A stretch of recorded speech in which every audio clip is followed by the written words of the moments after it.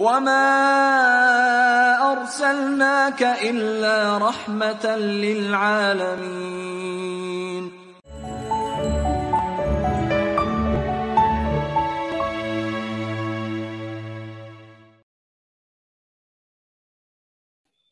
Assalamualaikum warahmatullahi wabarakatuh. Waalaikumsalam warahmatullahi wabarakatuh. Alhamdulillahirabbil alamin.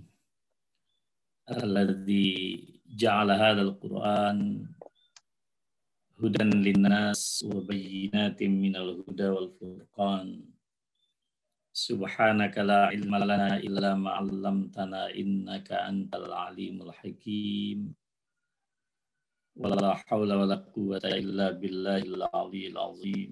Asyhadu an la ilaha illallah wahdahu la syarika lah wa anna Muhammadan abdullahi wa rasuluh la nabiyya ba'dah.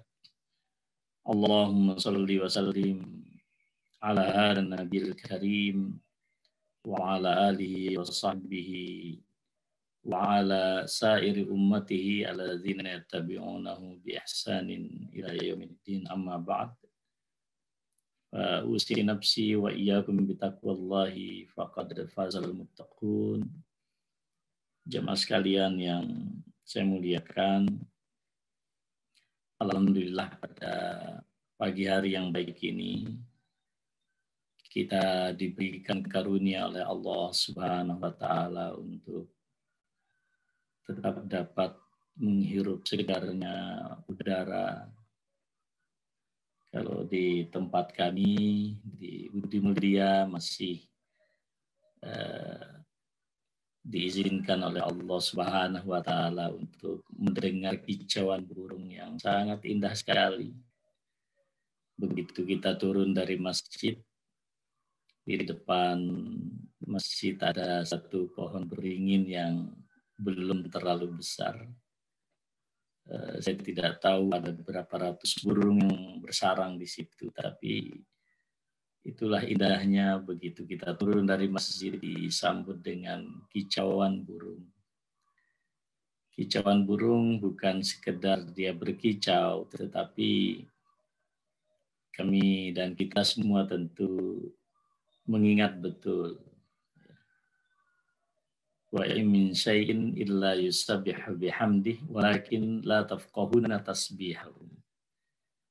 Jadi tidak sesuatu di permukaan planet kecuali mereka bertasbih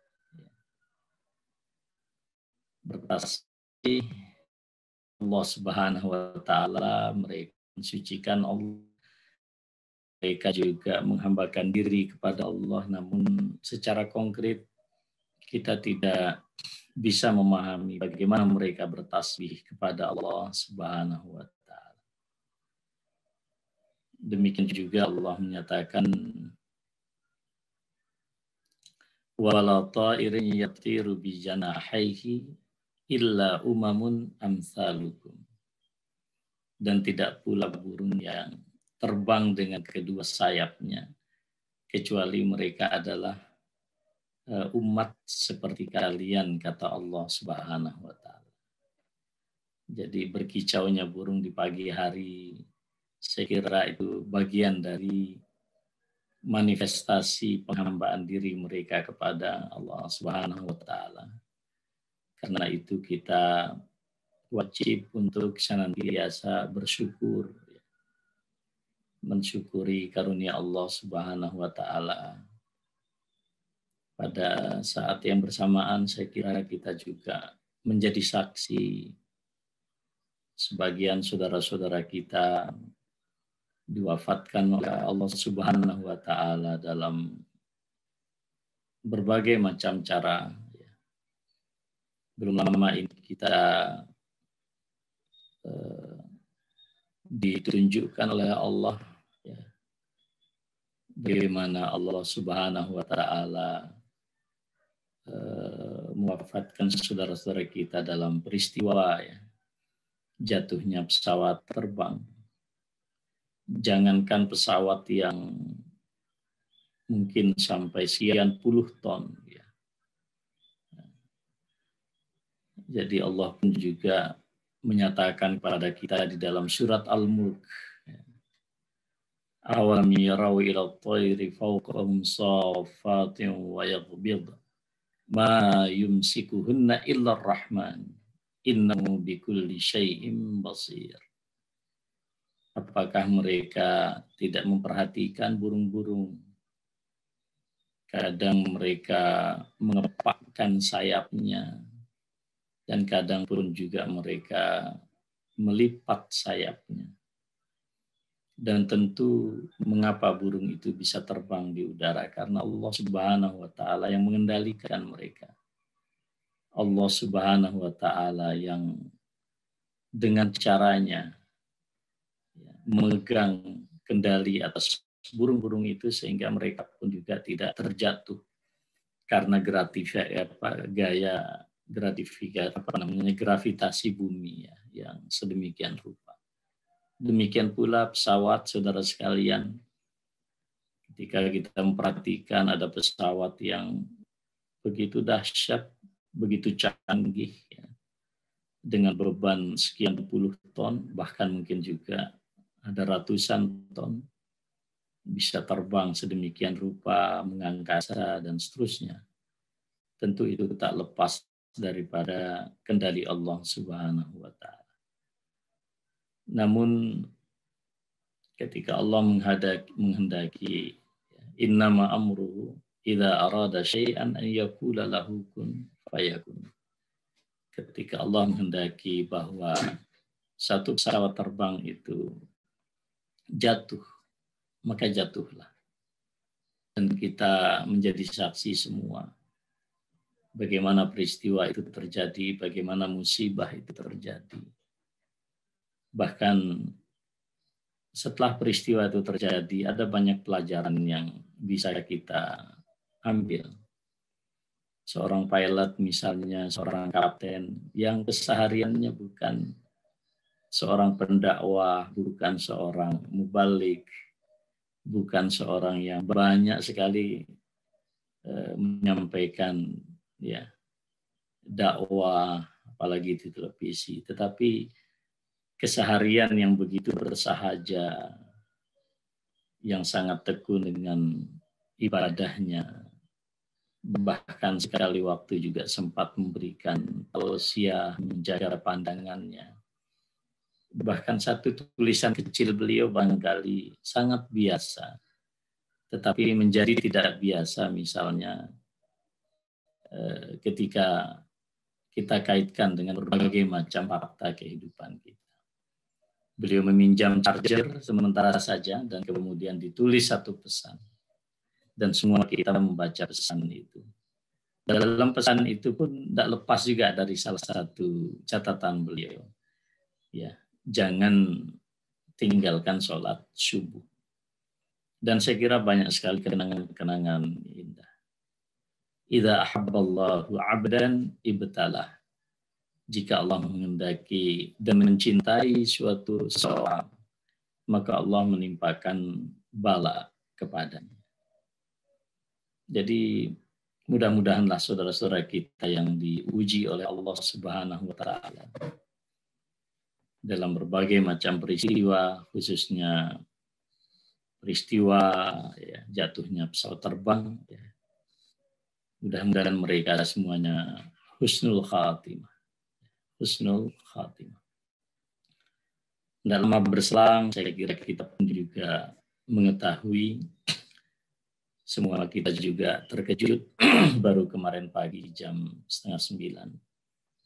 Seorang guru ya, yang mengajarkan Al-Quran yang sedemikian gigih, menebarkan cinta kepada Al-Quran, Syekh Ali Jabir juga meninggal dunia dalam usia yang subhanallah sangat muda ya, 44 tahun. Beliau rela meninggalkan negeri kelahirannya di Madinah dan kemudian berdakwah di negeri kita ini. Beliau juga diwafatkan oleh Allah Subhanahu wa Ta'ala. Siang harinya saya bertemu dengan tetangga kita semuanya di pondok, ya. Pak Sangsang, saya kira semua jemaah yang pernah rawuh ke pondok mengerti siapa beliau. Kemarin siang beliau sangat terkejut mendapatkan telepon dari Solo dan ayah kandung beliau wafat dalam usia 81 tahun. Tanpa ada informasi sebelumnya beliau dalam keadaan sakit sama sekali tidak ada. Telepon yang pertama kemarin siang itu langsung bahwa ayahanda Pak Sangsang meninggal. Begitu kagetnya beliau karena merasa tidak mendapatkan berita apapun, juga tidak mendapatkan firasat apapun. Ini cerita beliau kemarin sore ketika hendak pergi ke Solo ketika kami melepaskan. Dan kami mohon maaf pula tidak bisa bertaziah secara langsung ke Solo karena suasana yang kita alami. Nah, jemaah sekalian yang saya muliakan, dari peristiwa jatuhnya pesawat terbang, kita lihat di situ ada anak-anak kecil, ya. Saya kira ada yang sangat usia dini, ada juga orang tua tentu, sampai kemudian Syekh Ali Jabir yang berusia 44 tahun, sampai ayahandanya Pak Sangsang yang berusia 81 tahun. Ada satu pesan yang sangat tegas pada peristiwa ini bahwa orang meninggal dunia sama sekali tidak harus terkait dengan berapa masa dia hidup di muka bumi. Ada anak-anak yang begitu ceria wajahnya menghabiskan masa liburannya, tapi juga harus menghadap Allah Subhanahu wa Ta'ala dalam peristiwa yang kita ketahui bersama. Ada Syekh Ali Jabir dalam usia produktif yang sedemikian dahsyat. Beliau lagi begitu semaraknya menebarkan cinta Al-Quran dan hafal Al-Quran. Juga dipanggil oleh Allah Subhanahu wa Ta'ala. Dan ayahnya Pak Sangsang dalam usia 81 tahun pun juga dipanggil oleh Allah Subhanahu wa Ta'ala. Dan yang menarik, jamaah sekalian yang saya muliakan, dari peristiwa yang meninggal di musibah pesawat terbang Sriwijaya, itu kita juga tidak mendengarkan berita tentang COVID. Bahkan Ustadz Ali Jabir pun juga di keterangan resmi rumah sakit dinyatakan beliau juga negatif COVID, termasuk juga orang tuanya Pak Sangsang. Ini memberikan pesan kepada kita bahwa COVID itu bukanlah sebab mengapa orang mati. Saya kira kembali kepada akidah kita bahwa wafatnya seseorang itu hanya karena satu sebab, ya. Walikulli ummatin ajal, fa idza jaa ajaluhum la yastakhiruna sa'atan wa la yastaqdimun. Setiap umat, setiap manusia, setiap diri di antara kita memiliki batas waktu yang telah ditentukan oleh Allah Subhanahu wa Ta'ala. Bahkan Rasulullah SAW menyatakan kepada kita, dari 5 rahasia Allah Subhanahu wa Ta'ala yang ditakdirkan kepada kita, satu adalah mengikut tentang ajal. Maka ketika ajal ini tiba, kata Allah, tidak akan mungkin ditunda sesaat pun dan tidak akan mungkin dimajukan sesaat pun. Allah juga menyatakan kepada kita, qul innal mautal ladzi tafirruna minhu fa innahu mulaqikum. Ya, katakan bahwa kematian yang setiap orang cenderung lari dari kematian itu. Katakan wahai Muhammad kepada umat manusia, pasti kematian itu akan menemui kalian. Jadi aina ma takunu yudrikkumul maut walau kuntum fi burujim musyayyadah. Dimanapun kalian berada, kata Al-Quran, pasti kematian itu menjemput kalian. Walaupun mungkin kalian bersembunyi, melindungi diri, ya, di gedung-gedung pencakar langit yang sangat kuat strukturnya, tetaplah kematian itu akan tiba. Karena itu jemaah sekalian yang saya muliakan, kafa bil mauti wa'idha. Cukuplah kematian itu menjadi penasehat yang baik bagi kita semua. Kita yang hidup tidak ada jaminan bahwa kita lebih baik dari mereka yang telah mendahului kita.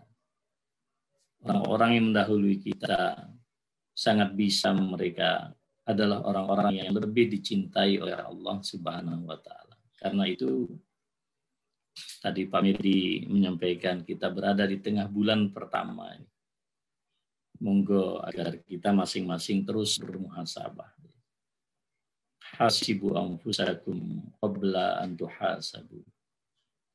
Hitunglah diri kalian, kata Umar bin Khattab radhiyallahu taala anhu, sebelum nanti pada saatnya kalian akan dihitung oleh Allah Subhanahu wa taala. Al-Hasan Al-Basri juga menyatakan betapa indahnya jika setiap diri manusia memiliki seorang penutur yang menyampaikan pesan kepadanya. Dan penutur pesan yang paling baik, kata beliau, adalah ayyakunal mar'u wa'ilan li nafsihi. Hendaklah seseorang itu menjadi penasehat bagi dirinya. Tentu jemaah sekalian, seseorang itu seperti kata Al-Quran, balil insanu ala nafsihi basirah. Manusia itu sangat paham, sangat mengerti siapa dirinya sendiri. Tidak perlu mencari konsultan, tidak perlu mencari penasehat. Karena pada dasarnya kata Al-Quran, ala nafsihi basirah, sangat mencermati dirinya, walau alqa ma'azirah. Namun juga Al-Quran memberikan satu signal bahwa manusia adalah makhluk apologik. Kita ini, saya dan kita semua, makhluk yang suka mencari-cari alasan, kebenaran, apologi atas berbagai macam ketimpangan dan paradoks yang kita lakukan. Jemaah sekalian yang saya muliakan, ketika berbicara seperti ini, meskipun ada kamera di depan saya, tetapi sesungguhnya lebih terang di hadapan saya ini gambaran pesawat Sriwijaya 182 wajah Syekh Ali Jabir, begitu terang di hadapan kita. Tapi jemaah sekalian yang saya muliakan, seperti yang saya catat di salah satu Instagram saya itu, bahwa kematian itu bukanlah kehilangan. Laisal mautu adaman mahdan, kata para ulama. Kematian bukanlah kehilangan absolut. Kematian bukanlah kehilangan yang sama sekali hilang, bukan. Innamal mautu intiqalun min daril amali ila daril jaza. Hanyalah kematian itu suatu perpindahan dari ruang, dari satu kehidupan di mana kita bisa beramal, bekerja, berkarya, mengaji bersama, ke satu kehidupan di mana kita tinggal mendapatkan imbalan dari Allah Subhanahu wa taala, darul jaza. Sehingga dengan demikian jemaah sekalian yang saya muliakan, kehidupan kita di dunia itu sementara, kehidupan di akhirat itulah yang abadi. Perpisahan dengan kematian itu adalah peristiwa yang terjadi juga sesaat, hanya setempo semata. Tetapi besok pertemuan di akhir itulah pertemuan yang sangat panjang, pertemuan yang hakiki. Itu yang dikatakan oleh Allah Subhanahu wa taala. Karena itu kita ingat sekali lagi pelajaran kita pada waktu yang lalu, ya ayyuhal insanu ma gharraka bi rabbikal karim. Kita tidak perlu terpedaya, kita tidak perlu salah orientasi di dalam perjalanan menuju Allah Subhanahu wa taala. Sekali lagi di dalam waktu yang sangat baik ini jangan lupakan doa ya bagi saudara-saudara kita yang dipanggil oleh Allah terlebih dahulu. Baik dalam suasana pandemi COVID-19 ataupun juga saudara-saudara kita yang wafat dalam musibah ya Sriwijaya Air ya waktu lalu, termasuk juga terakhir ya, guru kita, sahabat kita Syekh Ali Jabir, dan juga ayahanda dari sahabat dan saudara kita Pak Sangsan. Allahumma ighfir lahum warhamhum wa'afihim wa'fu anhum wa akrim nuzulahum wa wasi' mudkhalahum. Allahumma ghsilhum bil ma'i was-salji wal barad. Allahumma in kanu muhsinin fazidhum fi ihsanihim wa in kanu musiin fatajawaz an sayyiatihim. Allahumma a'izhum azabal qabri wa qihim azabal jahim. Allahumma ij'al qabrahum rawdatan min riyadil jinan wa la taj'al qabrahum hufratan min hufarin niran. Demikian ya Mas sekalian, sebagai pengantar kita pada pagi hari ini, mudah-mudahan menjadi pelajaran yang terbaik bagi kita semua. Kita masuk pada kajian kita. A'udzu billahi minasy syaithanir rajim.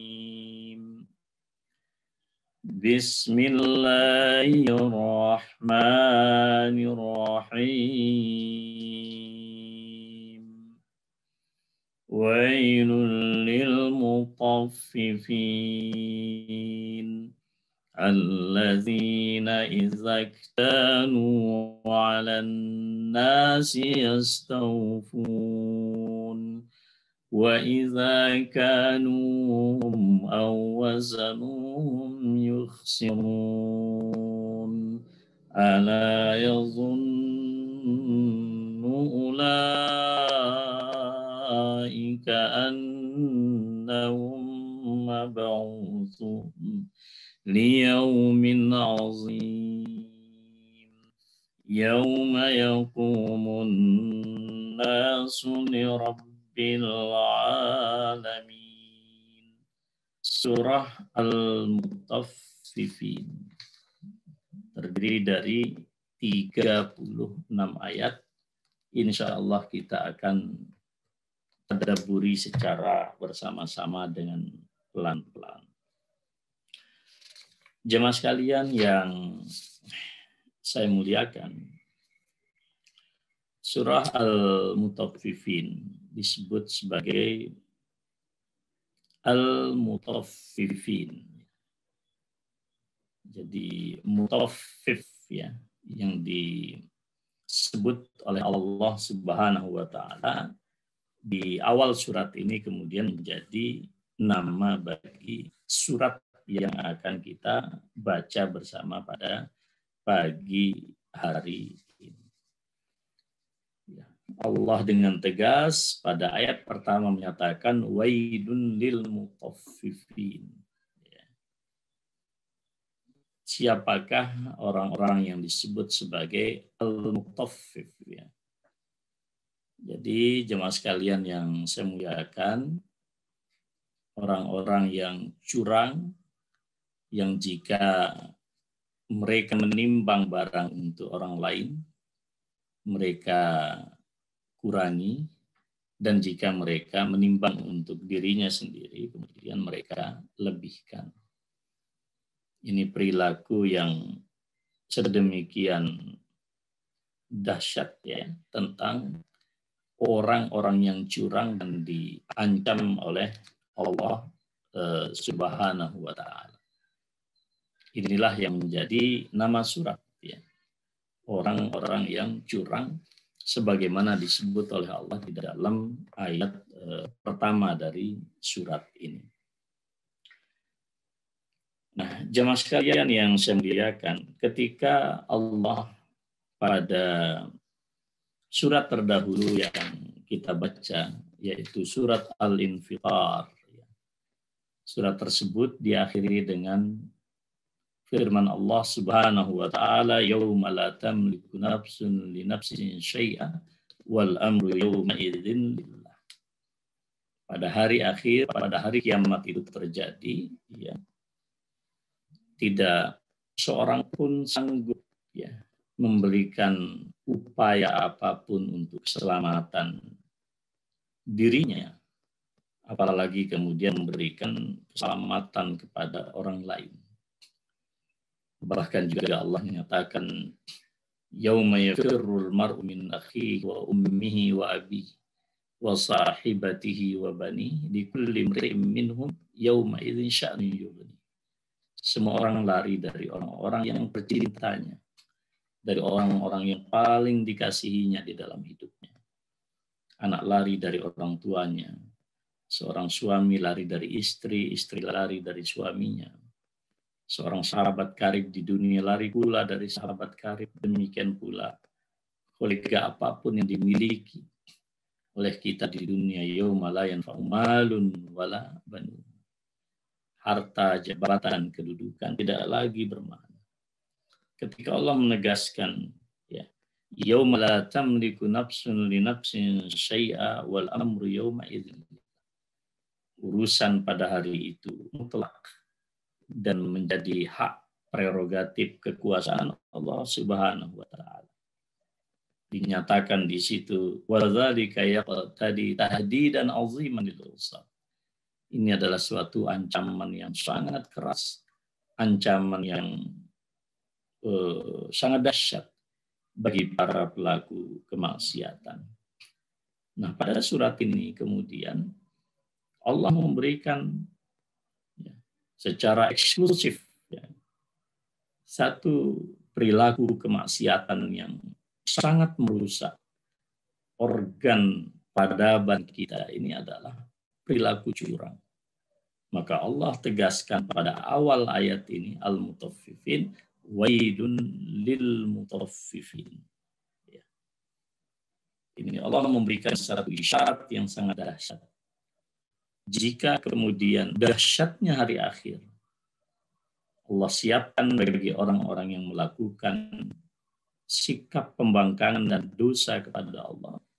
Maka pada surat ini Allah Subhanahu wa taala menegaskan satu karakter dan satu perilaku durjana yang sangat dahsyat pula yang merusak sendi-sendi dan kehidupan kemanusiaan, bahkan meruntuhkan daripada peradaban itu sendiri, yaitu adalah perilaku curang. Maka Allah tegaskan, wailun lil mutaffifin.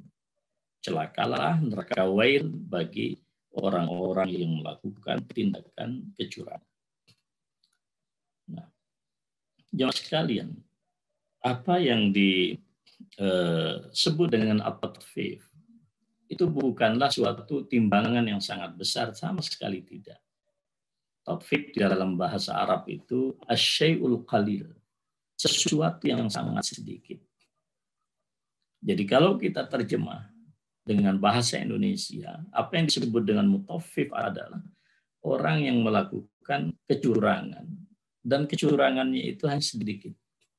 Anda bisa bayangkan bagaimana jika kemudian kecurangan itu dilakukan secara masif, dilakukan dengan kuantitas yang sangat besar, bahkan lagi berdampak pada kehidupan orang lain yang juga tidak kalah besarnya. Jika saja timbangan-timbangan sepele dikecam oleh Allah Subhanahu wa taala, wailun lil mutaffifin. At-tatfif itu adalah timbangan yang enteng-entengan. Itu saja diancam oleh Allah dengan kecelakaan yang sedemikian rupa. Kita bisa bayangkan bagaimana jika kecurangan itu terjadi dalam suasana yang lebih besar, skala yang lebih makro, dengan dampak kerusakan juga yang lebih masif. Tentu kita bisa membayangkan peristiwa itu dan bagaimana dahsyatnya di hadapan Allah Subhanahu wa taala. Juga kalau kita perhatikan korelasi kedua ayat ini, ya. Al-Infitar dengan surah Al-Mutaffifin. Pada surah Al-Infitar yang lalu kita dapatkan ayat wa inna 'alaikum lahafizin kiraman katibin. Ya, jadi bagaimana perilaku kehidupan kita selalu diawasi oleh para malaikat yang selalu hadir, yang demikian detail mencatat semua apapun yang kita lakukan. Maka pada surat Al-Mutaffifin Allah juga menyatakan kitabum marqum. Catatan-catatan para malaikat itu diterangkan sebagai catatan-catatan angka kuantitatif yang begitu detail. Begitu detail dicatat oleh para malaikat.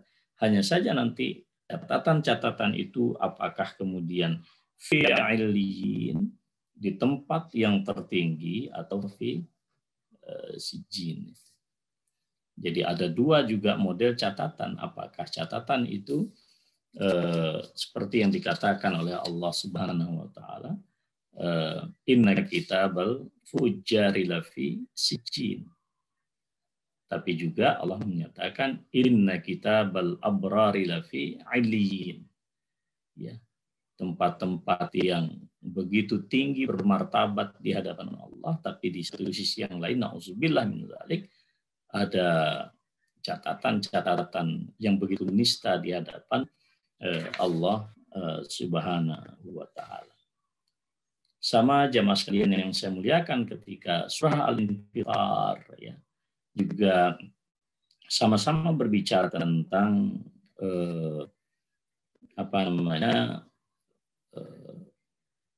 pembagian manusia, ya, polarisasi manusia besok di akhirat, ya.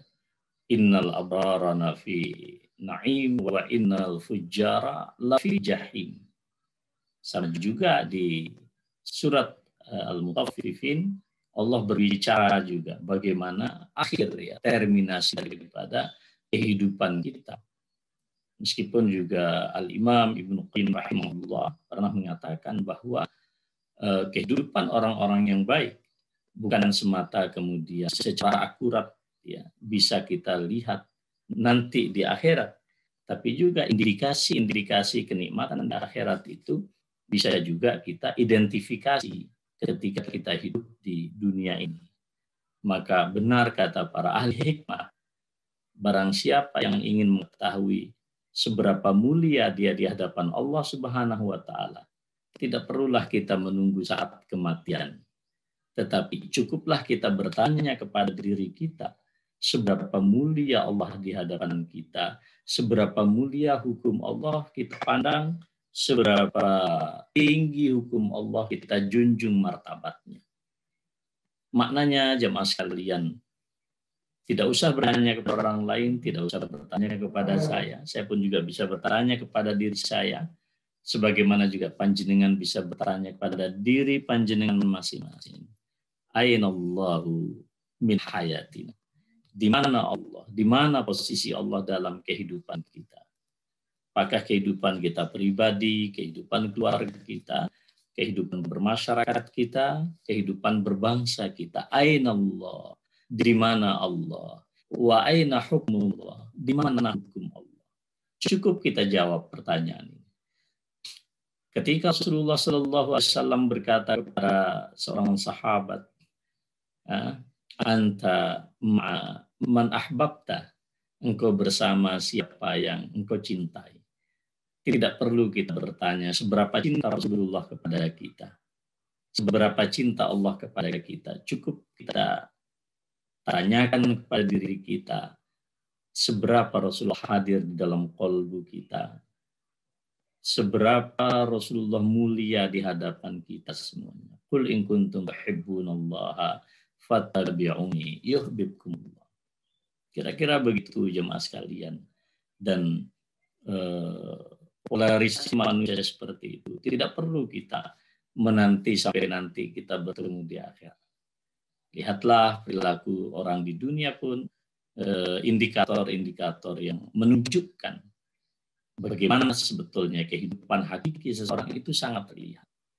Jadi wajar ketika Rasulullah SAW bersama para sahabat, ya, ketika para sahabat, ya, dan Rasulullah menyatakan bahwa ahli surga telah ditetapkan oleh Allah, ahli neraka telah ditetapkan oleh Allah.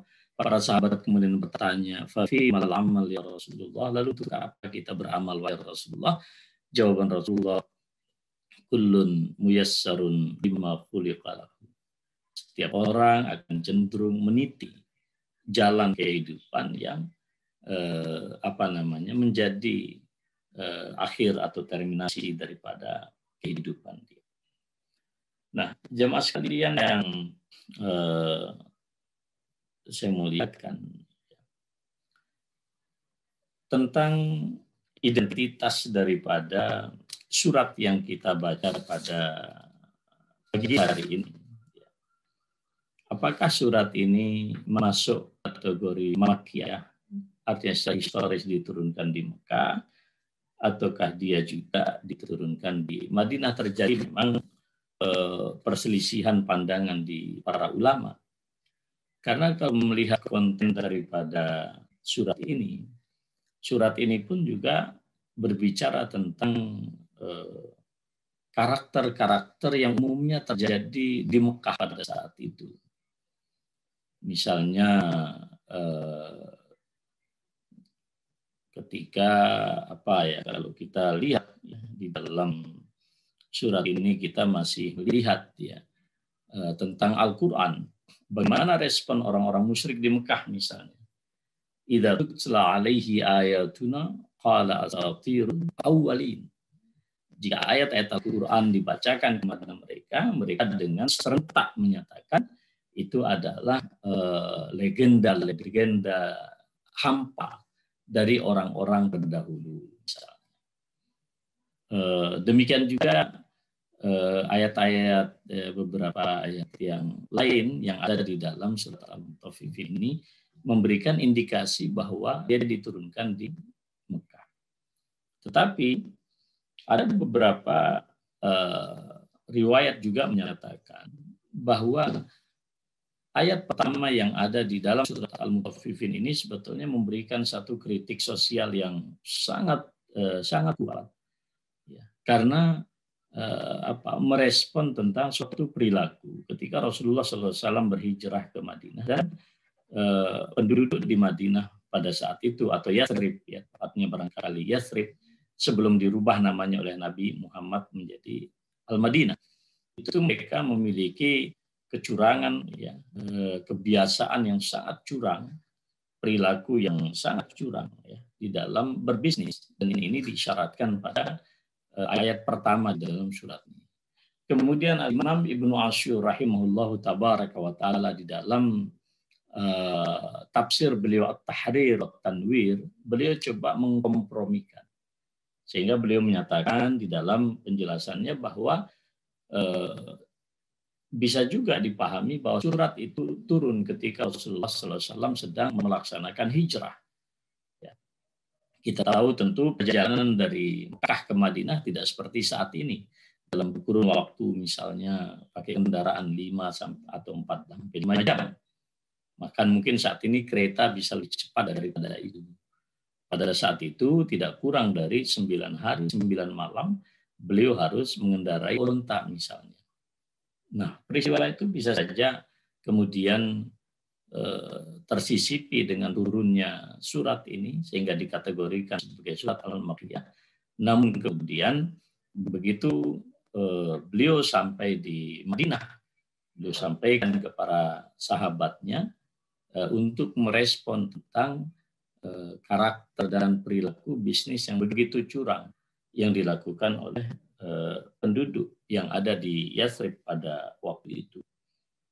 Karena itulah jemaah sekalian, kita dapatkan Profesor Wahbah Az-Zuhaili di dalam kitab tafsir beliau, Tafsirul Munir, beliau menukil satu hadis yang diriwayatkan oleh atau yang dikeluarkan oleh Al-Imam An-Nasai dan Ibnu Majah, dinyatakan dengan sanad dengan transmisi periwayatan yang sahih.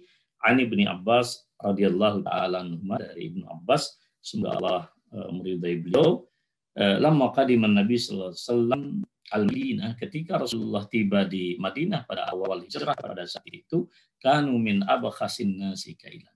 Mereka ini adalah orang-orang yang paling curang di dalam di dalam aktivitas bisnis mereka, itu di dalam menimbang barang-barang. Maka Allah fa'anzalallahu wailul lil mutaffifin. Lalu Ibnu Abbas meriwayatkan untuk merespon perilaku mereka itulah surat ini diturunkan terutama pada ayat yang pertama, Ya, celakalah bagi orang-orang yang melakukan kecurangan. Fa ahsanul kaila ba'da dzalik. Lalu setelah teguran dari langit itu sampai pada mereka, mereka kemudian merubah perilaku bisnis mereka. Wa qala Suddi kana bil Madinah rajulun yukan Aba Juhainah. Jadi ada seorang sosok bisnis di Madinah, kata Suddi. Waktu itu namanya Abu Juhainah. Dia punya dua alat timbangan, ya. Dua alat timbangan, ya'khudhu bil awfa wa yu'ti bil angkas. Jika dia menimbang untuk orang lain, diambil yang satu, ya, yang timbangannya ini menguntungkan dia, artinya mengurangi hak orang lain. Jika dia menimbang untuk orang lain, hak orang lain diambil. Tapi kalau dia ingin membeli suatu barang, digunakan timbangan yang satu, di mana timbangan yang satu ini kemudian ukurannya lebih untuk dia. Dan inilah perilaku yang dikritik oleh Al-Quran. Ya. Nah, Profesor Dr. Wahbah Zuhairi, ya, beliau berpandangan bahwa surat Al-Mutaffifin ini diturunkan pada akhir periode Mekah, ya, seperti yang dikatakan oleh sahabat Ibnu Mas'ud, ya, termasuk Al-Dhahhak dan Muqatil, tapi juga sebagian yang lain seperti Al-Hasan Al-Basri dan Ikrimah mengatakan surat ini adalah surat yang awal diturunkan di Madinah. Tapi terlepas daripada perselisihan pendapat di kalangan para ulama tentang turunnya ayat ayat pertama dari surat Al-Mutaffifin, saya kira apa yang disampaikan oleh Al-Imam Ibnu Ashur di dalam kitab beliau At-Tahrir wa Tanwir itu juga dapat dijadikan sebagai pegangan jemaah sekalian, turun pada akhir sekali periode Mekah, dan kemudian fakta sosialnya waktu itu didapatkan oleh Rasulullah SAW sebagaimana hadis Ibnu Abbas, riwayat dari Ibnu Abbas radhiyallahu taala an, bahwa Rasulullah menemukan perilaku yang tidak fair, perilaku yang curang di dalam tata niaga dan bisnis orang-orang Yasrib waktu itu. Nah, jemaah sekalian yang saya muliakan, ya, di dalam satu buku ini yang saya punya di sini, ya, Ihlatu Tadabbur, beliau mengatakan bahwa surat ini menjadi pedoman kita yang paling pokok ketika kita harus berinteraksi dengan siapapun orang di luar. Apakah dia orang-orang muslim, apakah dia orang-orang non-muslim yang memiliki satu karakter yang sangat buruk, ya. Orang-orang yang mengabaikan hak-hak orang lain. Hak orang lain diabaikan, ya.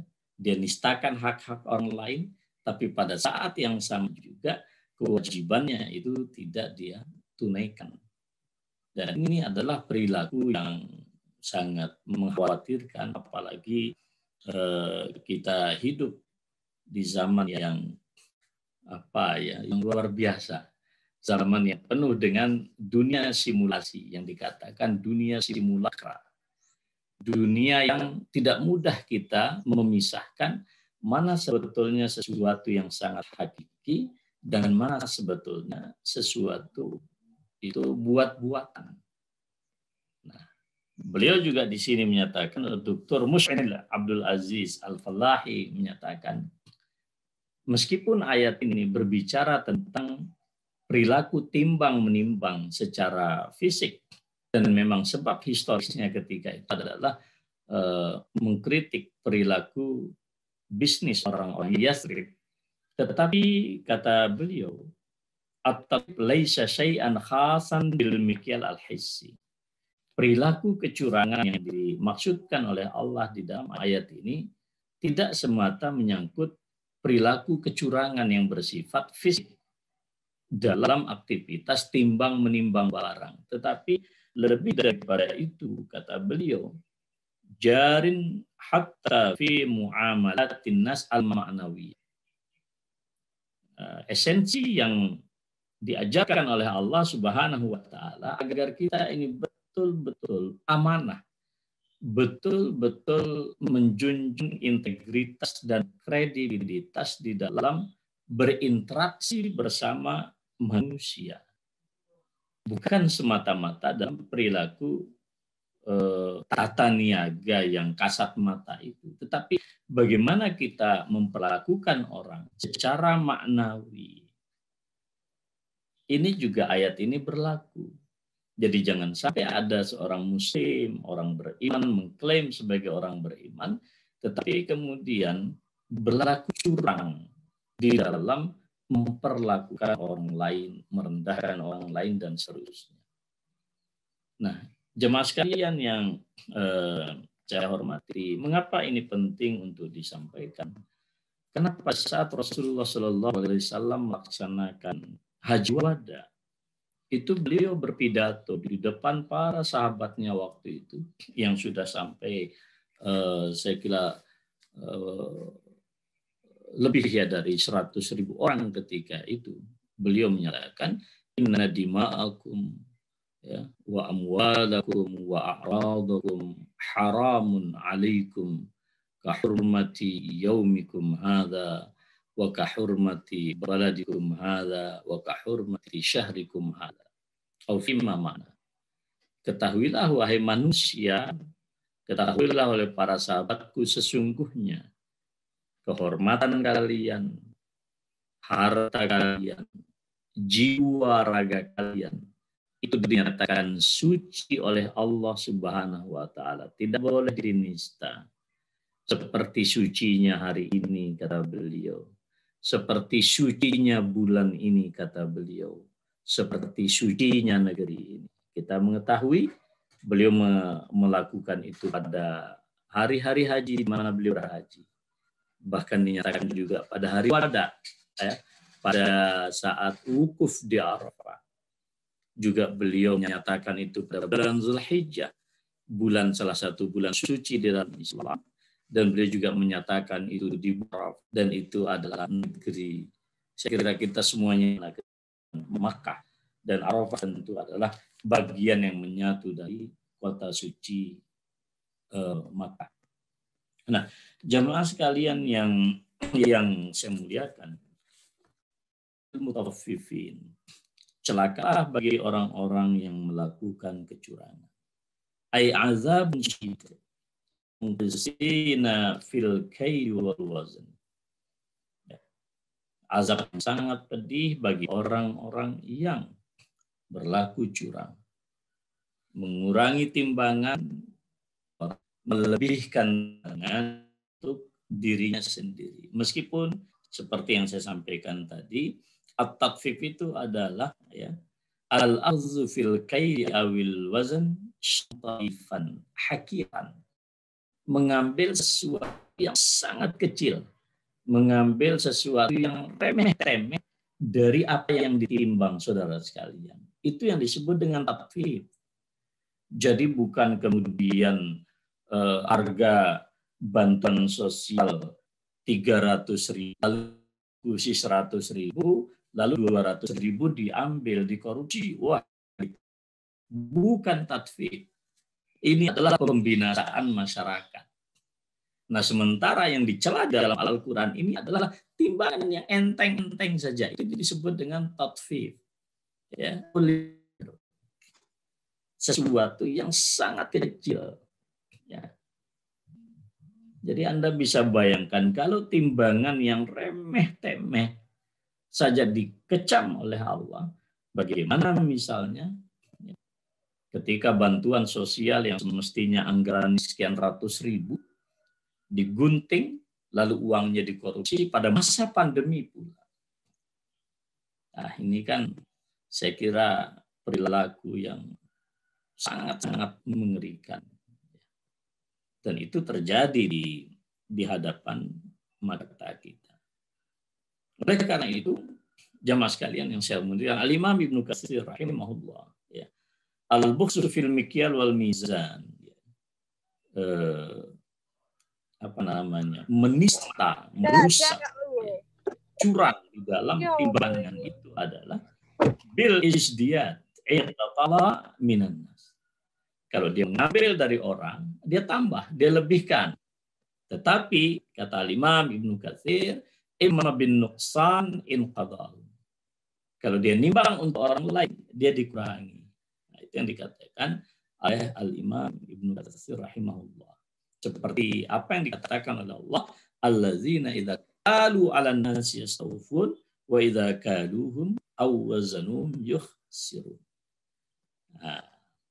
Aihum alladzina idza qalu minan nas wa qabadu lahum ya'khuduna haqqahum wafan zaidan. Kalau dia membeli suatu barang dari orang lalu ditimbang, dia ambil lengkap sempurna bahkan lebih daripada itu. Tapi kalau dia menjual lalu menimbang untuk orang lain, kurangi.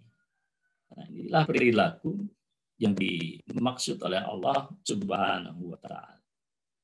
Nah, jemaah sekalian yang saya muliakan, ini juga persis sama dengan apa yang difirmankan oleh Allah di dalam surat Al-Isra, surat 17 ayat 35. Wa auful kaila idza kiltum. Maaf, saya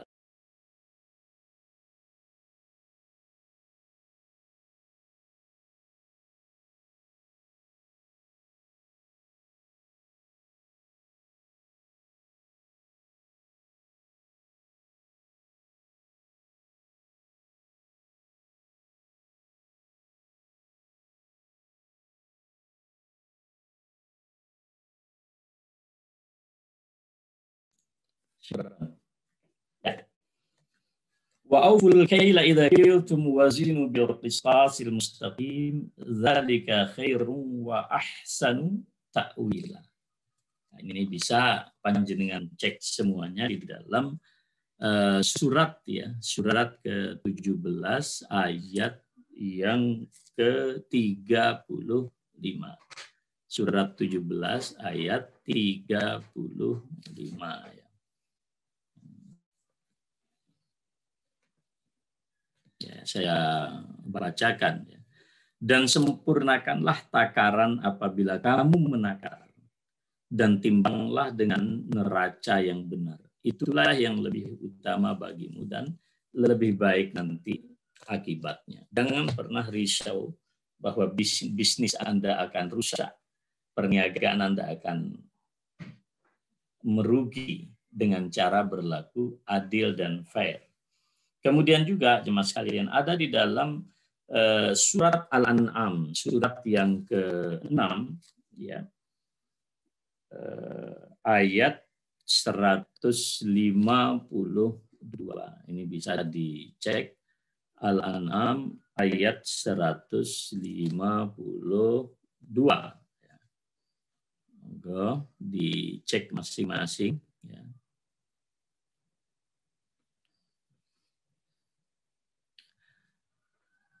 Wa auful kaila wal mizan bil qist la nukallifu nafsan illa wus'aha wa idza qultum fa'dilu walau kana dza qurba wa bi'ahdillahi aufu dzalikum wassaqum bihi la'allakum tazakkarun.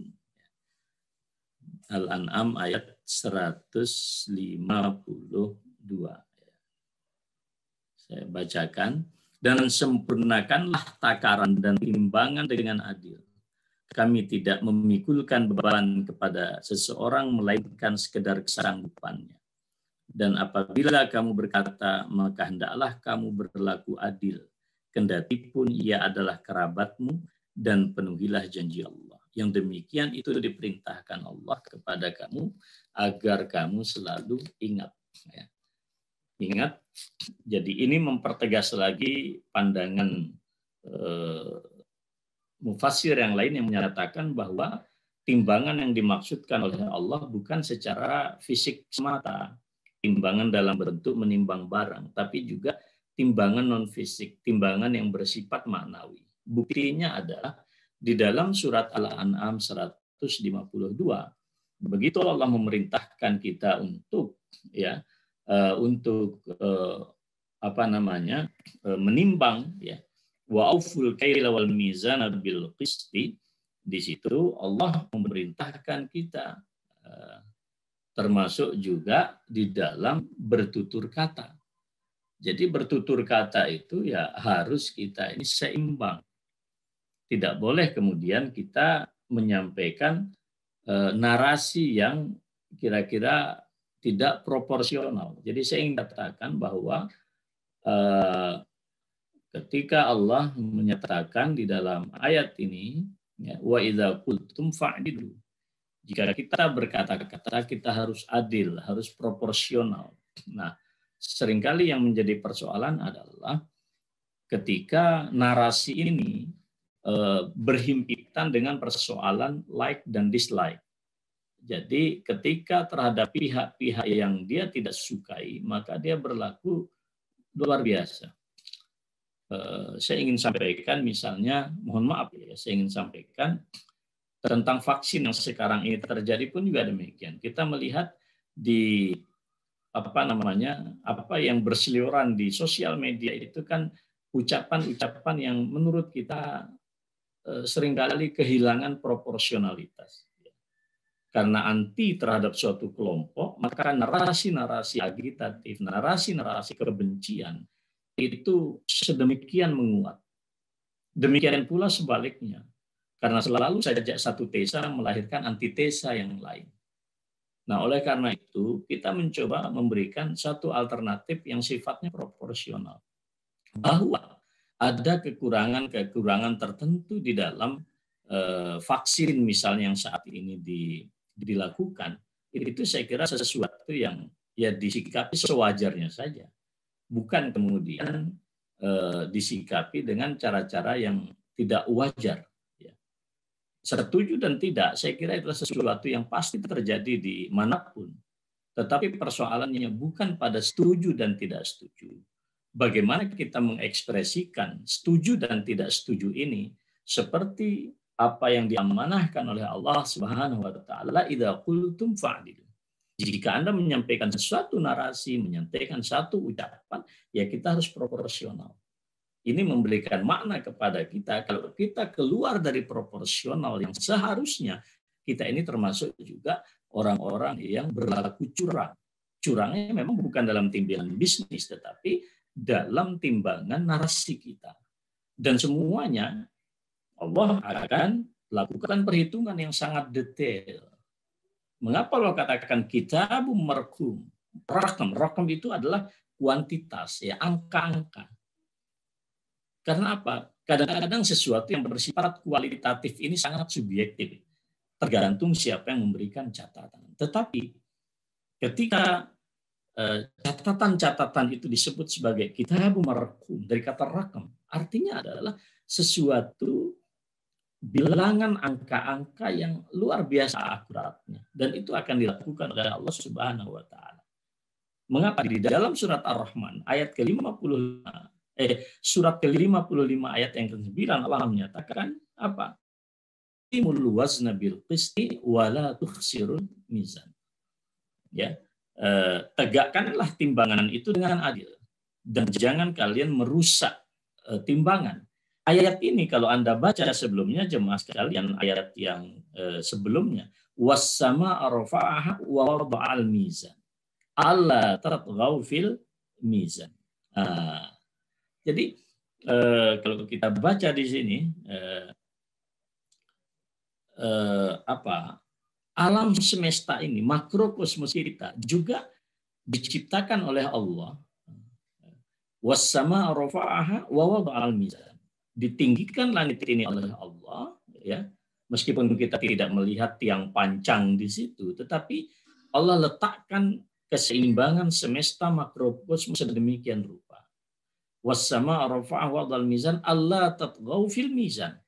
Jangan berlaku tidak proporsional, jangan berlaku berlebih-lebihan di dalam menegakkan keseimbangan alam ini. Ya, wa qimul wazna bil qisti wala tukhsirul mizan. Tegakkan dengan seadil-adilnya. Apa maknanya saudara sekalian? Mengapa manusia saat ini mengalami perubahan iklim yang sangat ekstrim misalnya, terjadi kekacauan cuaca misalnya, itu diantaranya karena perilaku kita yang tidak imbang kepada sistem alam kita. Ya, gunung-gunung yang diciptakan oleh Allah untuk keseimbangan ekosistem kita, dia menahan air. Air ini nanti akan mengalir melalui sumber sungai dan seterusnya, tapi semuanya dipangkas oleh manusia untuk memenuhi hasrat dan syahwatnya. Villa-villa didirikan di situ, semua pohon-pohon dipangkas. Ya. Di Kalimantan kita lihat dari udara naik helikopter, rusak semua alam kita di situ hanya untuk memenuhi hasrat syahwat manusia untuk mengeksploitasi kekayaan yang ada di perut bumi. Akhirnya apa yang terjadi? Kekacauan. Ya. Apalagi bekas tambang itu sama sekali tidak direcovery, ya. Menjadi danau-danau yang mengancam juga jiwa manusia. Rusaklah alam ini karena kehilangan keseimbangan sikap manusia di dalam perilakunya terhadap makrokosmos. Maka Allah katakan wassama rafa'aha wa wada'al mizan alla tadghaw fil mizan. Nah, dahulu pada masa kaum Syuaib, ya. Jadi Nabi Allah Syuaib alaihissalam itu juga dakwah kepada satu realitas sosial yang sangat buruk waktu itu. Di dalam Al-Quran, ya. Alhamdulillah ini pagi ini saya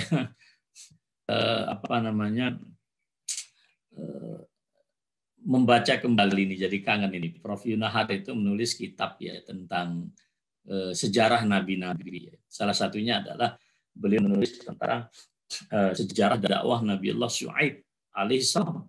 Ya. Jadi orang-orang di Madian, ya, jemaah sekalian pada masa itu, ya, itu mereka punya perilaku curang yang sangat luar biasa dalam bisnis. Ya, mereka menggunakan timbangan atau sukatan yang tadi seperti dikatakan juga oleh Imam Ibnu Katsir, ada dua timbangan, double standar. Jadi rupanya double standar itu bukan hanya terjadi pada zaman sekarang, bukan hanya dalam bisnis, tapi juga politik, sosial, dan lain-lain. Itu mereka punya standar ganda. Kalau untuk orang lain dikurangi, untuk dirinya dilebihkan. Jadi direkayasa sedemikian rupa, dan itu perilaku masyarakat yang dihadapi oleh Nabiullah Syuaib. Maka Nabiullah Syuaib alaihissalam di dalam surat Al-A'raf ayat 85 diperintahkan oleh Allah agar apa? Fa'auful kaila wal mizan wala tabkhasu. Jadi penuhilah timbangan itu, ya. Timbangan itu dipenuhi, jangan kemudian melakukan perilaku yang merugikan orang lain. Nah, ini yang disampaikan oleh Allah Subhanahu wa taala. Lalu di dalam surat Hud ayat 86, baqiyatullah khairun lakum in kuntum mu'minin wa ma ana 'alaikum bihafiz. Jadi dikatakan kepada mereka keuntungan yang dari Allah itu sebetulnya lebih baik, ya. Tapi namanya manusia ketika berbisnis itu kemudian dia lebih tergesa-gesa. Walaupun kemudian perilaku curang itu diawali dengan obsesi yang berlebihan, ya, syahwat yang berlebihan di dalam ini. Ada Allah Subhanahu wa taala yang mengingatkan kita dalam surah Al-Baqarah, wala tufsidu fil ardi ba'da islahi. Jangan kalian melakukan kerusakan setelah dilakukan perbaikan di muka bumi. Nah, jemaah sekalian, terkait dengan Nabiullah Syuaib alaihi salam, ya, di dalam surat Al-A'raf, ya, 86, wala taqudu bi kulli siratin tu'iduna wa tasuduna sabilillah, ya. Man amana bih wa tabghunaha iwaja wa dzkuru il kuntum qalilan fakassarakum wanzuru kaifa kana aqibatul mufsidin. Dan janganlah kamu duduk di tiap-tiap jalan dengan menakut-nakuti dan menghalang-halangi orang yang beriman dari jalan Allah dan menginginkan jalan Allah itu menjadi pokok. Dan ingatlah di waktu dahulunya kamu jumlah sedikit, lalu kamu Allah memperbanyak jumlah kamu. Perhatikanlah bagaimana kesudahan orang-orang yang melakukan kerusakan.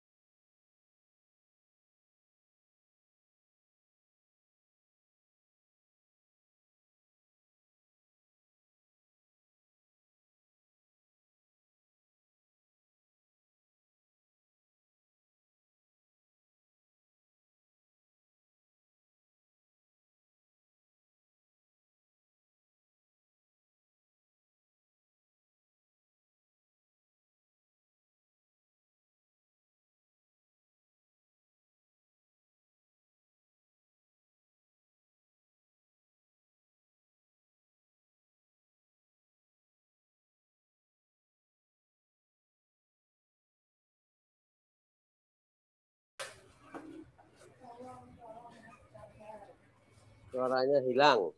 Tersambung Pak Medi? Ya, sekarang sudah. Tadi sampai Nabi Syuaib ya? Ya, Nabi Syuaib tentang penipuan apa itu di pasar jual-jual. Enggak, menghalang-halangi jalan ya. Ya, Iya. ya betul. Ya, jadi perilaku kehilangan keseimbangan itu. Kalau kita membaca tadi ya, tentang orang-orang yang menghalangi jalan ya menuju Allah Subhanahu wa taala dan seterusnya. Itu bisa dimaknai memang secara konkret ya. Mereka ketika ada sebagian orang ingin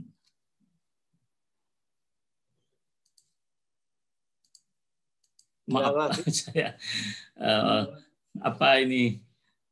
on off, mohon maaf ya Pak Bas ini ya, jadi mati ya. Jadi menghalang-halangi orang yang akan pergi ke rumahnya Nabi Syuaib, atau juga kalau itu penguasa dia akan melakukan berbagai macam polisi dan kebijakan yang menghambat jalan dakwah ini.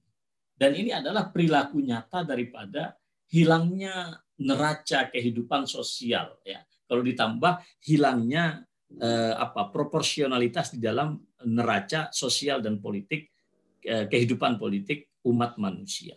Maka Allah larang kita untuk berlaku yang sedemikian rupa itu. Maka pada saat itu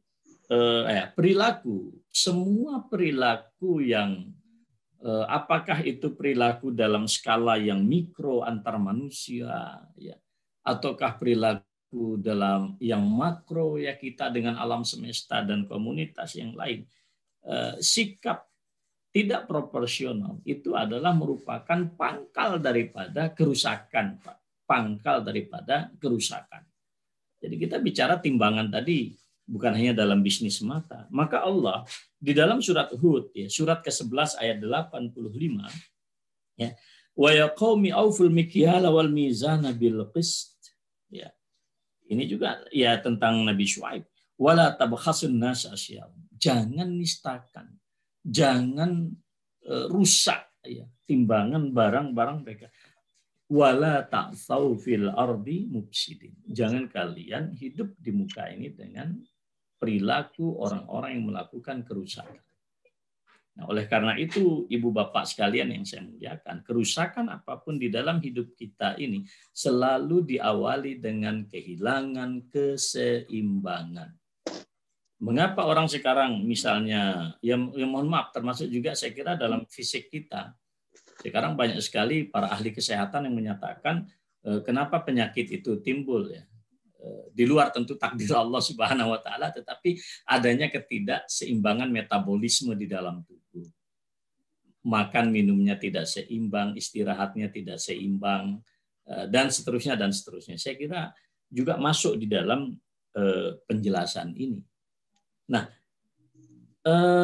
karena itu jemaah sekalian, Allah mengingatkan kita pada ayat berikutnya, ala yazunnu ulaika annahum mab'utsun liyaumin azim yauma yaqumun nasu lirabbil alamin. Lagi-lagi jemaah sekalian, dalam pandangan Allah Subhanahu wa taala, solusinya adalah ingatlah hari kembalinya kita kepada Allah. Orang yang berlaku curang ya, itu adalah orang-orang yang cenderung lupa terhadap hari kemudian ya. Maka Allah menyatakan ala yazunnu ulaika annahum mab'utsun liyaumin azim. Apakah mereka tidak yakin ya, bahwa pada saatnya nanti mereka akan dikembalikan dan dibangkitkan pada hari yang begitu dahsyat. Bagaimana hari ini ya saudara sekalian, saya kira dari surat dulu An-Naba, lalu kita bicara surat An-Nazi'at, lalu kita bicara surat At-Takwir, lalu kita bicara juga surat Al-Infitar. Semuanya menceritakan bagaimana drama eskatologi ya, drama akhir zaman yang demikian rupa, drama akhir daripada kehidupan kita ini. Saya kira semuanya sudah diceritakan oleh Allah, maka hari ini Allah mengingatkan kita lagi, ala yazunnu ulaika annahum mab'utsun liyaumin 'adzim yauma yaqumun nas lirabbil alamin. Apakah mereka tidak yakin orang-orang yang melakukan itu pada saatnya nanti mereka akan kurang apa jemaah sekalian ya?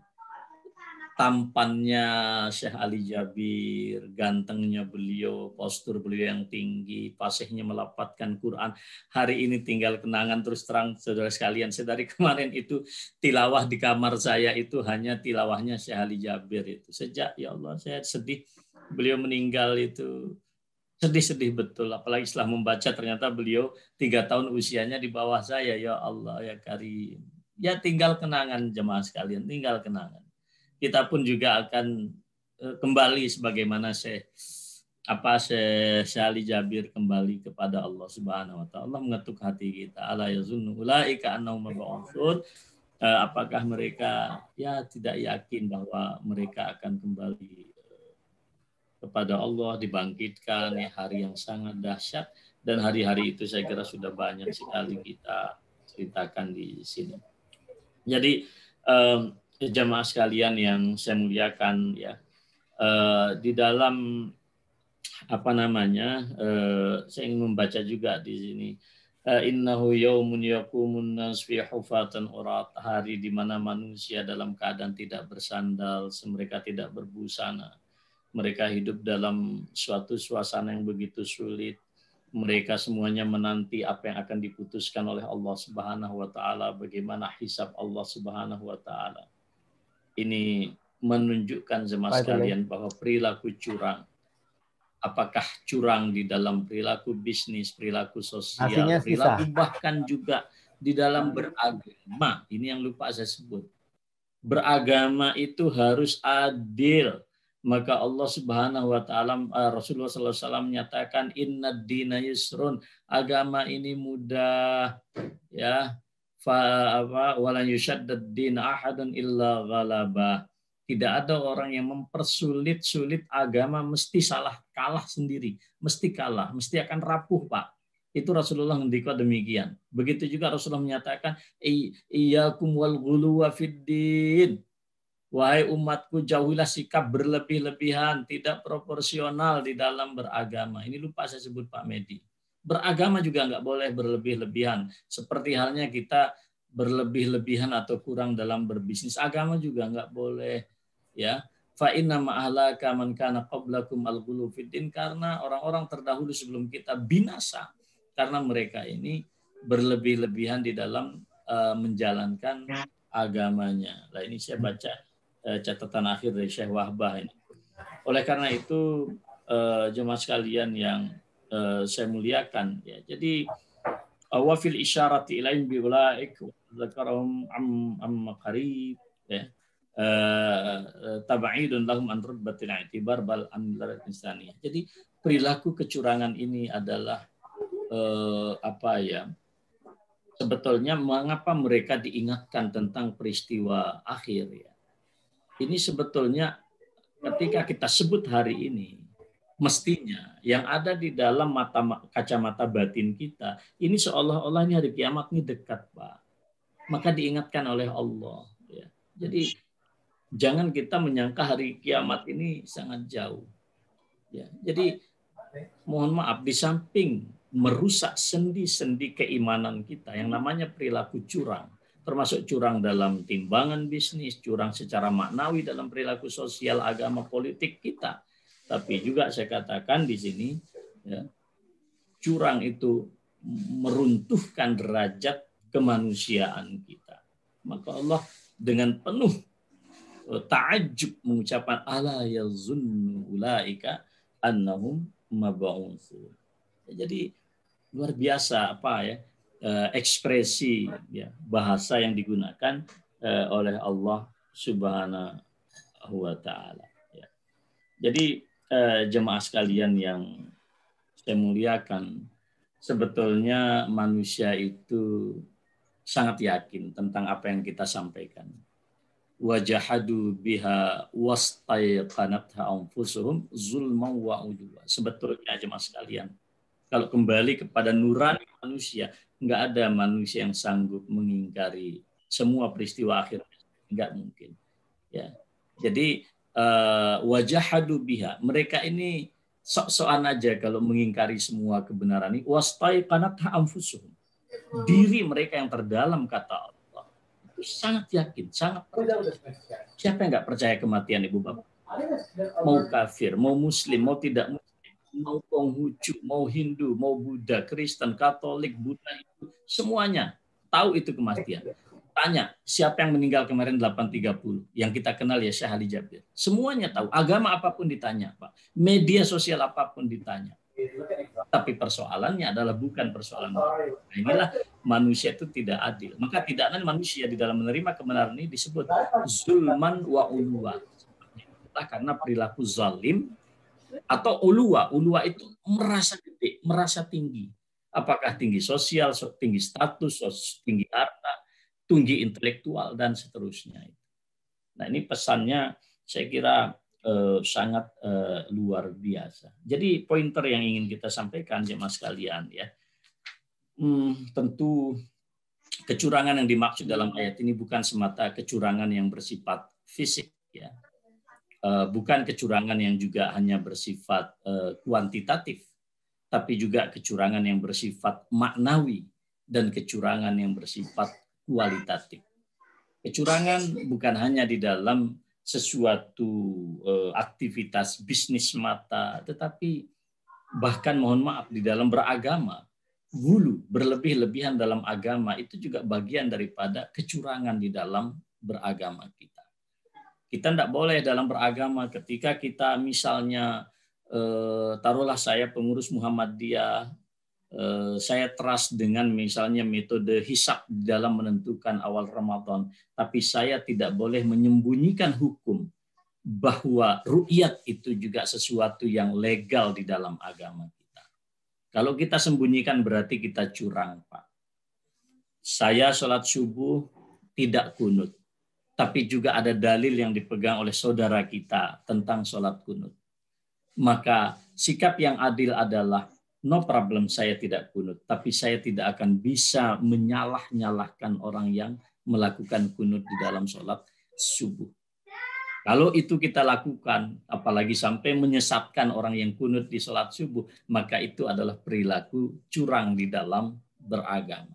Karena memang ada dasar yang dia pegang. Nah, jemaah sekalian, ada hadis Nabi juga yang perlu kita catat di sini. Di dalam riwayat At-Tabrani dari Ibnu Abbas radhiyallahu taala anhuma, ya, saya kira penting untuk mencatat hadis ini. Ya, beliau bertutur kepada kepada para muhajirin waktu itu, ya, Rasulullah Shallallahu Alaihi Wasallam, ya, dari Umar bin Khattab, Abdullah bin Umar radhiyallahu taala an, Rasulullah berkata kepada para sahabat, ya ma'syaral muhajirin, wahai komunitas muhajirin, ya, khisalun khamsun, ada 5 perkara, idza betulitum bihinna, dan nanti kelak kalian akan diuji oleh Allah dengan 5 perkara ini, wa a'udzubillahi an tudrikuhunna, dan aku berlindung kepada Allah semoga saja kalian tidak menemui ujian 5 perkara ini. Kata Rasulullah melanjutkan, lam tazhar al-fahisha fi qaumin qat hatta yu'linu biha illa fasha fihim at-ta'un wal auja allati lam takun madat fi aslafihim allazina madaw. Tidaklah perbuatan zina dilakukan oleh suatu kaum secara terang-terangan. Bahkan mereka melakukan itu dengan cara yang sangat vulgar. Kalau ini sudah dilakukan, maka mereka akan mendapatkan dari Allah satu penyakit ta'un dan satu suasana kelaparan yang tidak pernah terjadi pada umat terdahulu. Walam yunqusul mikyala wal mizan, tidaklah mereka mengurangi timbangan, ya. Tidaklah mereka mengurangi timbangan mereka ini, ya, jemaah sekalian, takaran dan timbangan, ya, illa ukhidhu bis-sinin wa syiddatil ma'unati wa juri sultani alaihim. Tidaklah mereka mengurangi timbangan dan takaran, kecuali nanti mereka akan ditimpa masa paceklik, susahnya penghidupan, dan kezaliman para penguasa atas mereka. Walam yamna'u zakata amwalihim, dan tidaklah mereka enggan untuk membayarkan zakat harta mereka, illa muni'ul qatra minas sama, kecuali mereka akan dicegah oleh Allah untuk menikmati tetesan-tetesan hujan dari langit. Walaulal bahaim lam yumtiru, kalaulah bukan karena binatang ternak itu, mereka tidak akan diberikan hujan oleh Allah. Walam yanqudu ahdallahi wa ahda rasulih, tidaklah mereka merusak perjanjian mereka dengan Allah dan Rasulnya, tentu melaksanakan syariat ini, illa sallatahu alaihim aduwan min ghairihim, kecuali Allah datangkan musuh ya dari luar kelompok mereka, bangsa itu, fa akhadhu ba'dha ma fi aidihim, lalu musuh itu akan merampas ya dengan sangat rakus sumber daya alam mereka, kekayaan mereka. Wa ma lam tahkum ma'immatuhum bi kitabillahi wa yatakhayyaru mimma anzalallahu illa ja'alallahu ba'sahum bainahum. Dan tidaklah satu bangsa, satu kaum ya, meninggalkan hukum Allah Subhanahu wa taala kecuali ya melainkan Allah jadikan permusuhan itu di antara mereka sendiri. Ini adalah prediksi kenabian jemaah sekalian yang perlu kita mawas sendiri. Kemudian pointer juga jemaah sekalian, kesadaran kita tentang hari akhir ini setidaknya menjadi satu solusi agar kita hidupnya selalu adil, seimbang ya. Selalulah ingatlah bahwa kematian itu sangat dekat ya. Dan kehidupan di dunia sangat pendek, kehidupan akhirat inilah yang abadi dan seterusnya. Al-Quran mengingatkan kita demikian. Artinya apa jemaah sekalian? Kalau peringatan Allah saja tidak bermakna, maka saya katakan malaikat Jibril pun turun untuk mengingatkan, nggak akan pernah bisa bermanfaat bagi kita. Abul Qasim Al-Qushairi dicatat di sini oleh Profesor Dr. Wahbah Zuhaili. Jemaah sekalian yang saya muliakan ya. Jadi ini beliau mengatakan agar kita bisa berlaku adil, hendaklah kita selalu mengingat hadis Rasulullah Shallallahu Alaihi Wasallam ya, la yu'minu ahadukum hatta yuhibba li akhihi ma yuhibbu li nafsihi. Sebetulnya sederhana saja, bagaimana kita ingin diperlakukan oleh orang lain, maka seperti itulah kita memperlakukan saudara kita. Jangan pernah berharap bahwa orang akan hormat kepada siapapun di antara orang lain selama orang itu tidak memberikan rasa hormat kepada saudaranya atau kepada orang lain dan seterusnya. Siapa yang tidak pernah bisa berlaku adil kepada orang lain, jangan pernah minta dan berharap diperlakukan adil oleh orang lain. Kama tadi nutudan. Bagaimana Anda bersikap, begitulah Anda akan diperlakukan, baik oleh Allah ataupun oleh lingkungan sekitar kita. Yauma yaqumun nasu lirabbil alamin. Kesadaran ini tetap dibangun di dalam Islam kita. Bagaimana kita menghadirkan bahwa hidup kita bukan hanya di dunia, tapi kita akan hidup panjang dan pertanggungjawaban kita akan dimintai oleh Allah Subhanahu wa taala. Di sini sekali lagi jemaah sekalian, monggo anak-anak kita dan siapapun keluarga kita yang terdekat, kita juga mulai mengingatkan tentang betapa agungnya Allah Subhanahu wa taala. Sehingga nanti bisa melahirkan rasa rasa mawas diri di antara kita semuanya. Jadi jemaah sekalian yang saya muliakan, saya kira demikian ya apa yang bisa kita baca ya, tadabburi pada pagi hari ini. Terakhir Al-Imam Fakhruddin Ar-Razi ya, tidak terlupakan di sini. Beliau berpendapat bahwa wailun lil mutaffifin ya, celakalah bagi orang-orang yang curang ya. Ini kalimat ini peringatan bagi kita ketika terjadi kekacauan di suatu negeri ya. Bahkan kita sekarang menghadapi satu pandemi yang bersifat global, saya kira tidak ada negara yang steril dari persoalan COVID-19 ini.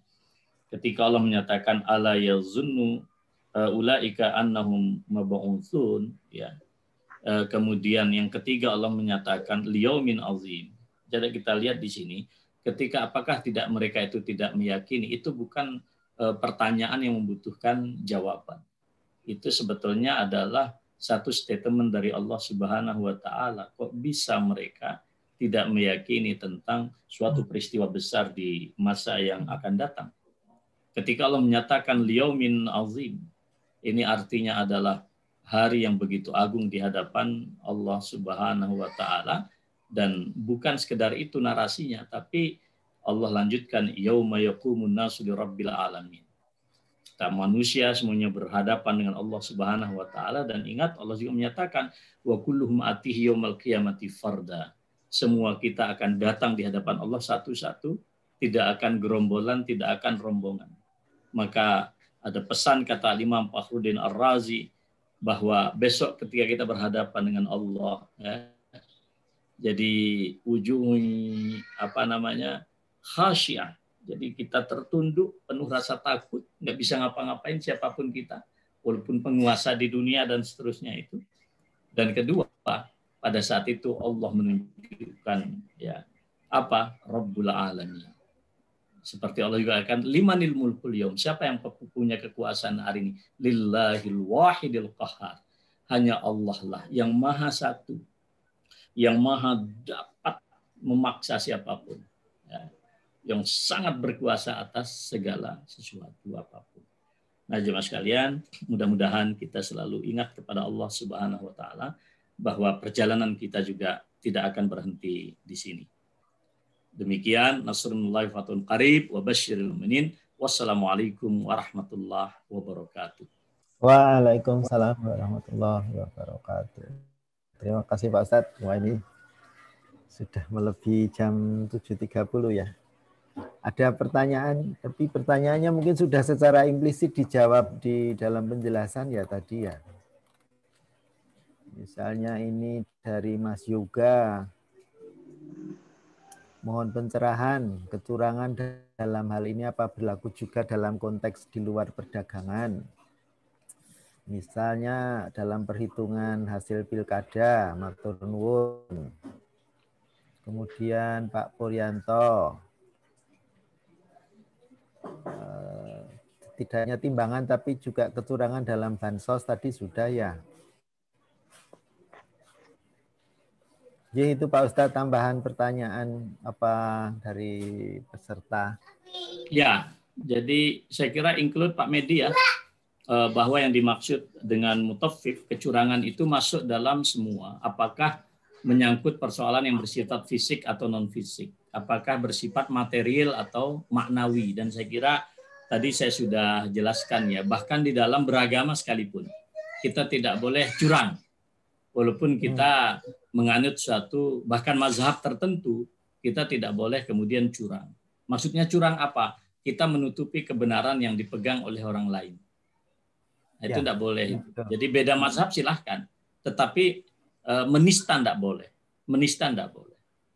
Selama kemudian kebenaran itu memiliki dasar. Kadang dasar ini pun saya kira juga di dalam beragama ya, jangankan bahkan hadis pun, ketika satu kelompok ulama mengatakan sahih, bisa tidak sahih bagi yang lain, tergantung bagaimana standar ya mereka memverifikasi satu riwayat. Tapi dalam hal ini pun kita masih harus berlapang dada.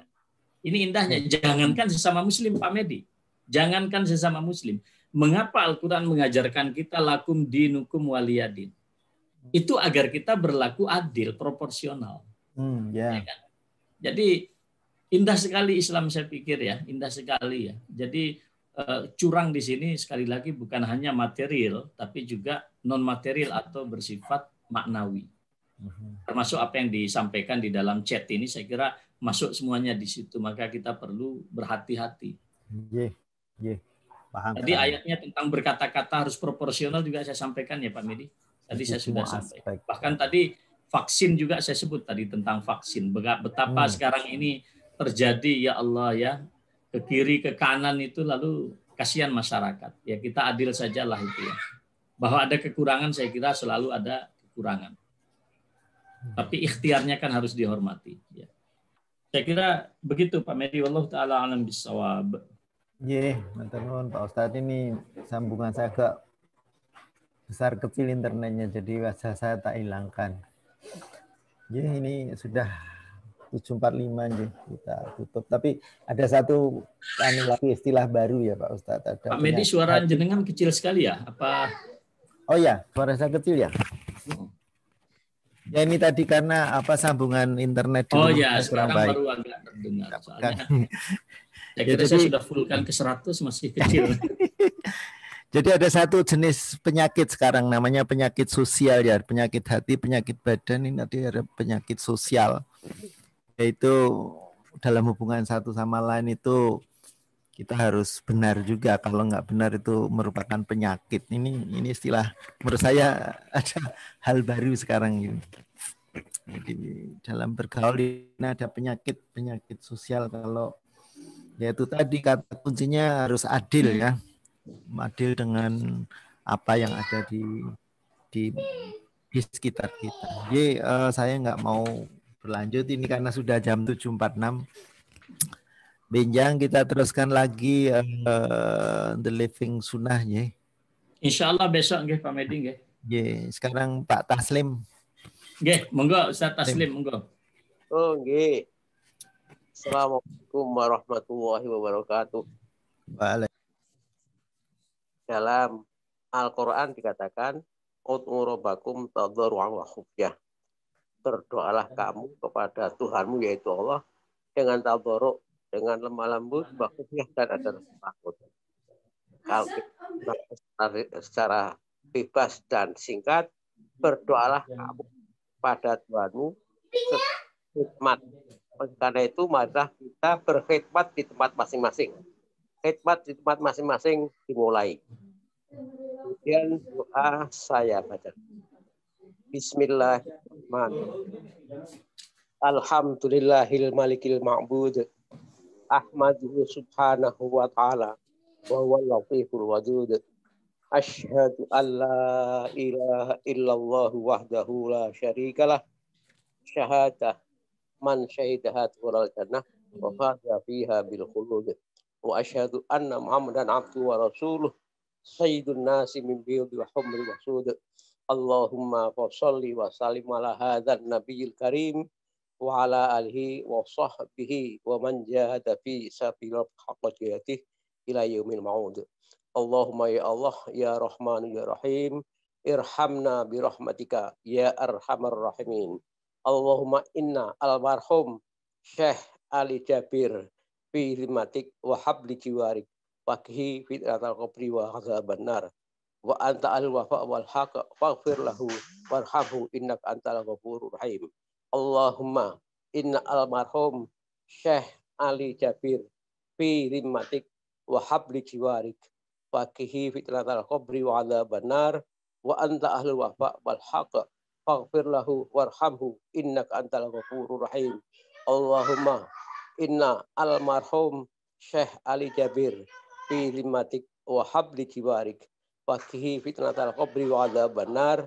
Wa anta ahlul wafa wal haq faghfir lahu warhamhu innaka antal ghafurur rahim. Rabbana la tuzigh qulubana ba'da idh hadaitana wa hab lana min ladunka rahmah innaka antal wahhab. Rabbana zalamna anfusana wa illam taghfir lana wa tarhamna lanakunanna minal khasirin. Rabbana atina fid dunya hasanah wa fil akhirati hasanah wa qina adzabannar. Rabbana taqabbal minna innaka antas samiul alim wa tub alaina innaka antat tawwabur rahim. Wa sallallahu ala Muhammad wa ala alihi wa sahbihi wa sallam. Wa salamun alal mursalin walhamdulillahi rabbil alamin. Amin amin amin ya rabbal alamin. Mugi donga kita dipun tampi dening Allah. Amin. Assalamualaikum warahmatullahi wabarakatuh.